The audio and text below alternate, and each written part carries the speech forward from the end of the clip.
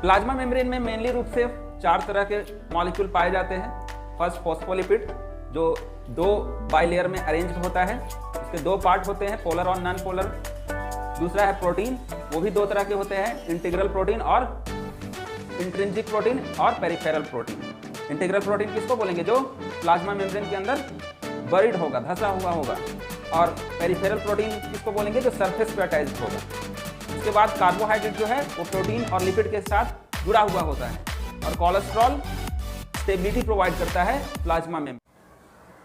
Hello my dear student, welcome to NEET biology world.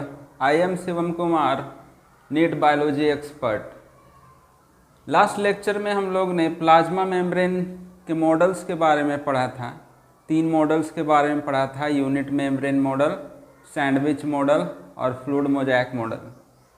इस lecture में हम लोग फ्लूइड मोज़ेक मॉडल का डिटेल देखेंगे कि वो मॉडल कैसा स्ट्रक्चर दिया प्लाज्मा मेम्ब्रेन का, उसमें फॉस्फोलिपिड कैसे अरेंज्ड होते हैं और उसके प्रॉपर्टी के बारे में डिस्कस करेंगे।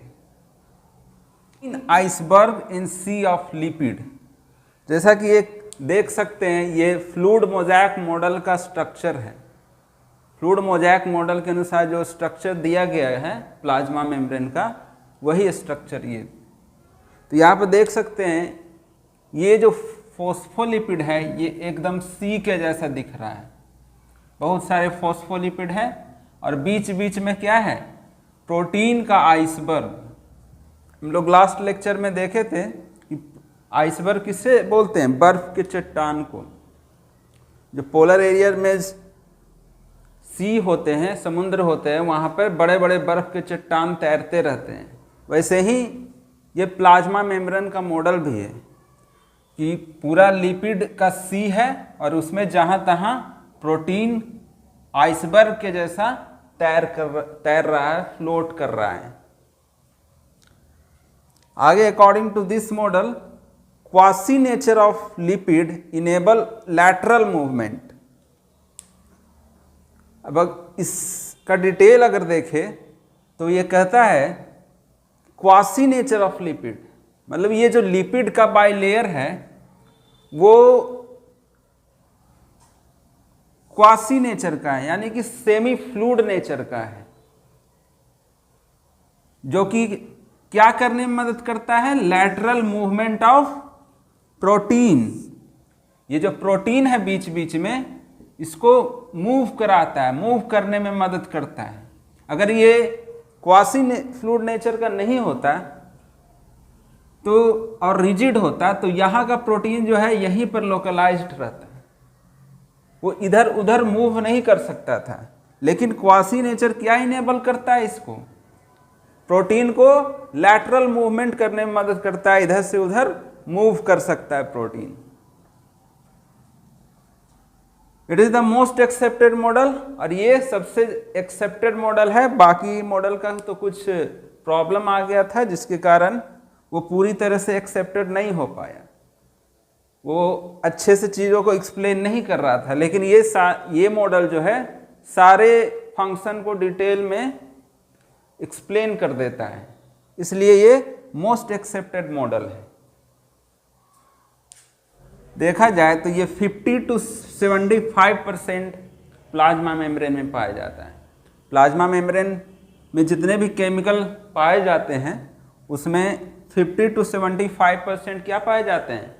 फॉस्फोलिपिड। अब कौन सा फॉस्फोलिपिड पाया जाता है? तो वो लेसिथीन नाम का फॉस्फोलिपिड। लेसिथीन ही सबसे ज़्यादा पाया जाता है, most common. It have 2 part, polar and non polar. ये जो फॉस्फोलिपिड है इसका 2 पार्ट होता है, पोलर और नॉन पोलर। इसीलिए इसको एम्फीपैथेटिक भी बोलते हैं, क्योंकि वो किसी भी चीज़ को 2 तरह से मूव कर सकता है। इसका नाम ही होता है एम्फी, मतलब 2, एम्फी मतलब 2, और पैथेटिक मतलब रास्ता। पैथेटिक पाथ शब्द से आया, एम्फी मीन्स दोनों ओर, मतलब 2 तरह का इसका नेचर है, एक पोलर और एक नॉन पोलर। तो इसको एम्फीपैथेटिक इसका स्ट्रक्चर ही बनाता है। जैसा कि इसका एक ये फॉस्फोलिपिड का एक मॉलिक्यूल है, इसमें अगर देखें तो इसका हेड पार्ट जो होता है वो पोलर होता है, इसका हेड जो होता है वो पोलर होता है, और दो टेल होता है जो कि नॉन पोलर होता है। पोलर हेड देखें तो हाइड्रोफिलिक होता है, यानी कि वाटर को अट्रैक्ट कर सकता है। यहाँ पर क्या होगा, H2O जो होगा वो इजिली अट्रैक्ट होगा। हाइड्रोफिलिक मतलब जो वाटर को अट्रैक्ट कर सकता है, जिसको वाटर पसंद है उसको क्या बोलेंगे, हाइड्रोफिलिक। तो पोलर जो होता है, पोलर हेड जो होता है वो हाइड्रोफिलिक इन नेचर होता है, लेकिन टेल पार्ट जो होता है वो हाइड्रोफोबिक नेचर का होता है। अब ये हाइड्रोफिलिक नेचर इसलिए होता है क्योंकि ये ग्लिसरॉल का बना होता है, और हाइड्रोफोबिक नेचर इसलिए होता है क्योंकि ये फैटी एसिड चेन का बना होता है, जो कि हाइड्रोफोबिक नेचर का है। तो ये है फॉस्फोलिपिड। अब फॉस्फोलिपिड कुछ मूवमेंट शो करता है, आइए हम उसके भी डिस्कस करते हैं। फॉस्फोलिपिड दो तरह के मूवमेंट शो करते हैं। सबसे पहला है ट्रांजिशन मूवमेंट। ट्रांजिशन मूवमेंट क्या कहता है, change position with in same layer. मतलब जो फॉस्फोलिपिड है वो फॉस्फोलिपिड अपने सेम लेयर में चेंज कर सकता है पोजीशन, यानी कि ये अगर फॉस्फोलिपिड है कि यहाँ पर है तो ये यहाँ जा सकता है, यहाँ जा सकता है, यहाँ जा सकता है, मतलब अपना पोजीशन कहीं पर भी इंटरचेंज कर सकता है, जिसको बोल सकते हैं लैटरल मूवमेंट।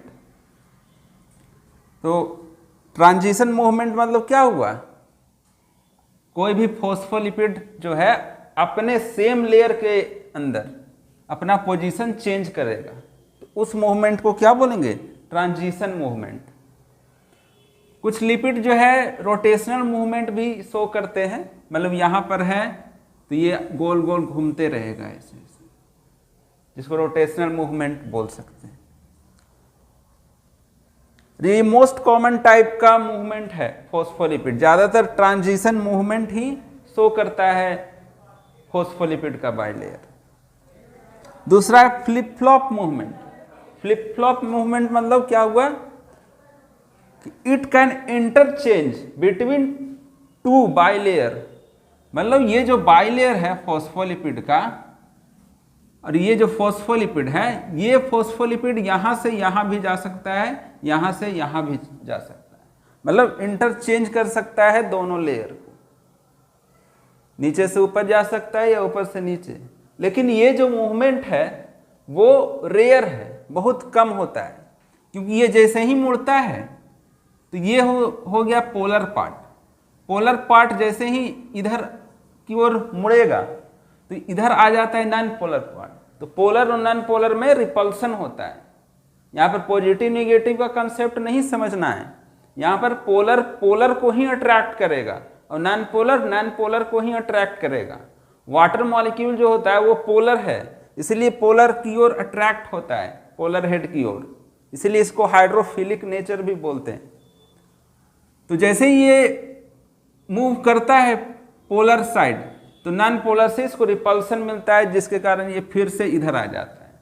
लेकिन कभी कभी रेयर चांस होता है जिसमें ये इधर से उधर इंटरचेंज कर सकता है फॉस्फोलिपिड।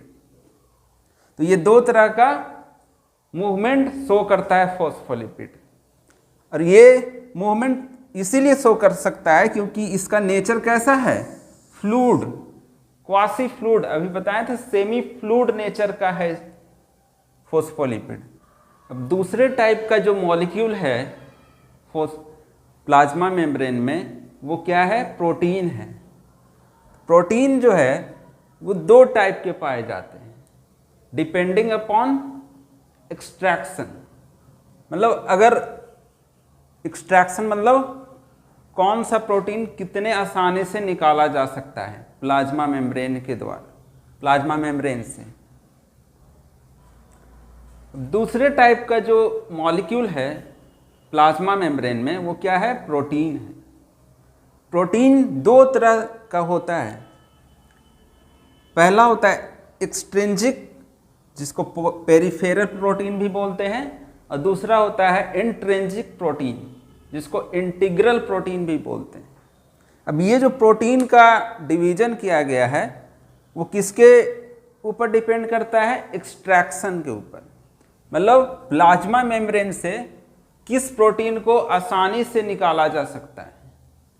तो अगर निकालना है, अगर किसी प्रोटीन को इस मेम्ब्रेन से हमको रिमूव करना है तो क्या करेंगे?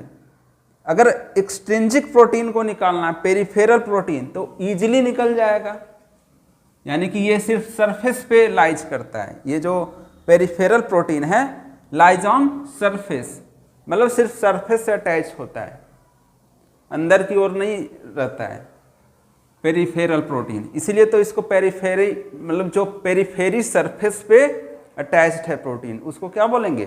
Peripheral protein. और जो दूसरे टाइप का प्रोटीन है वो इंटीग्रल प्रोटीन है, इंट्रिंसिक प्रोटीन, मतलब वैसा प्रोटीन जो इस फॉस्फोलिपिड बाइलेयर में अंदर तक धंसा हुआ है, पूरी तरह से इंटीग्रेट कर चुका है, इसमें ऐड हो चुका है, वैसा प्रोटीन। तो वो प्रोटीन जो है ईजिली नहीं रिमूव होगा। अगर उस प्रोटीन को निकालना चाहेंगे, जैसे कि ये है, ये पूरे मेम्ब्रेन में अटैच्ड हो गया है, अब इस प्रोटीन को अगर निकालना चाहेंगे तो मेम्ब्रेन डिस्ट्रॉय हो सकता है। तो इस तरह का प्रोटीन जो है उसको क्या बोलेंगे? इंटीग्रल प्रोटीन या इंट्रिंसिक प्रोटीन। अगर पेरिफेरल प्रोटीन का एग्जांपल ले तो वो है स्पेक्ट्रिन। जैसे कि ये सब जो प्रोटीन है पेरिफेरी में, ये सब क्या है? स्पेक्ट्रिन। स्पेक्ट्रिन एग्जाम्पल है इसका।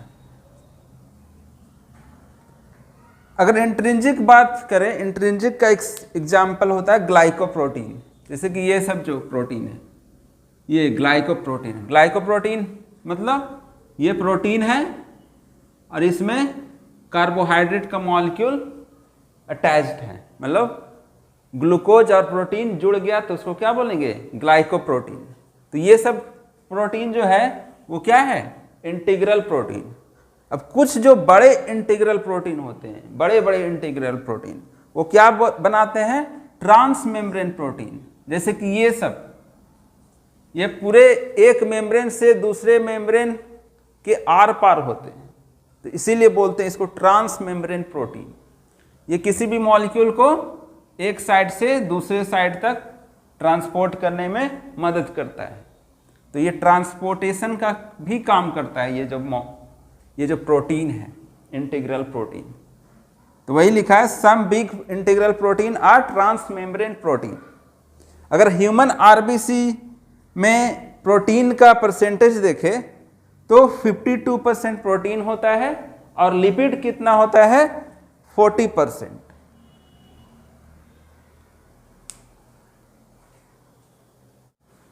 प्लाज्मा मेम्ब्रेन में देखें तो प्रोटीन और फॉस्फोलिपिड के अलावा दो मॉलिक्यूल और भी हैं जो पाए जाते हैं। इनका परसेंटेज बहुत ही कम है, लेकिन ये भी पाए जाते हैं।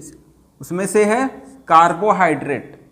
कार्बोहाइड्रेट कितना होता है? 5% के अप्रॉक्स होता है, associated in the form of glycoprotein and glycolipid. ये अकेले नहीं रहता है, ये किसके साथ जुड़ा हुआ रहता है? प्रोटीन या लिपिड के द्वारा। यानी कि जैसे कि ये जो ग्लाइकोप्रोटीन है, इसमें जो कार्बोहाइड्रेट चेन लगा हुआ है, इसी फॉर्म में कार्बोहाइड्रेट प्रेजेंट होता है प्लाज्मा मेम्ब्रेन में। वैसे ही कोई कोई जो कार्बोहाइड्रेट का चेन होगा वो इस लिपिड से ही कनेक्टेड होगा, तो उसको क्या बोल देंगे? ग्लाइकोलिपिड। तो ग्लाइकोप्रोटीन और ग्लाइकोलिपिड के फॉर्म में कार्बोहाइड्रेट प्रेजेंट होता है प्लाज्मा मेम्ब्रेन के अंदर। दूसरा जो केमिकल है वो कोलेस्ट्रॉल है। कोलेस्ट्रॉल जनरली एनिमल मेम्ब्रेन में ही दिखता है, लेकिन बैक्टीरिया में ये पूरी एब्सेंट होता है। कुछ कुछ प्लांट्स में भी मिल सकता है, लेकिन मेनली ये कहाँ मिलता है? एनिमल मेम्ब्रेन में। ये क्या करता है? स्टेबिलिटी प्रोवाइड करता है और रिजिडिटी सेल मेम्ब्रेन को, ताकि सेल मेम्ब्रेन अच्छे से स्टेबल रहे, ऐसा नहीं कि आसानी से तुरंत टूट जाए।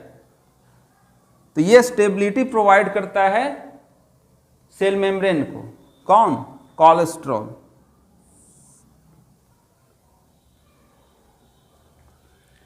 तो प्लाज्मा मेम्ब्रेन में मेनली रूप से 4 तरह के मॉलिक्यूल पाए जाते हैं। फर्स्ट फॉस्फोलिपिड, जो 2 बाइलेयर में अरेंज्ड होता है, उसके 2 पार्ट होते हैं, पोलर और नॉन पोलर।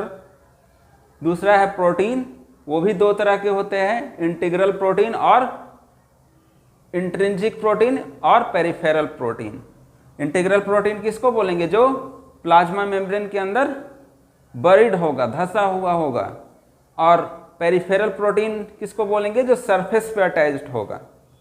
उसके बाद कार्बोहाइड्रेट जो है वो प्रोटीन और लिपिड के साथ जुड़ा हुआ होता है। और कोलेस्ट्रॉल स्टेबिलिटी प्रोवाइड करता है प्लाज्मा मेम्ब्रेन को। उम्मीद है सारे compositions, chemical compositions plasma membrane के आपको अच्छे से समझ में आ गए होंगे। थैंक्स।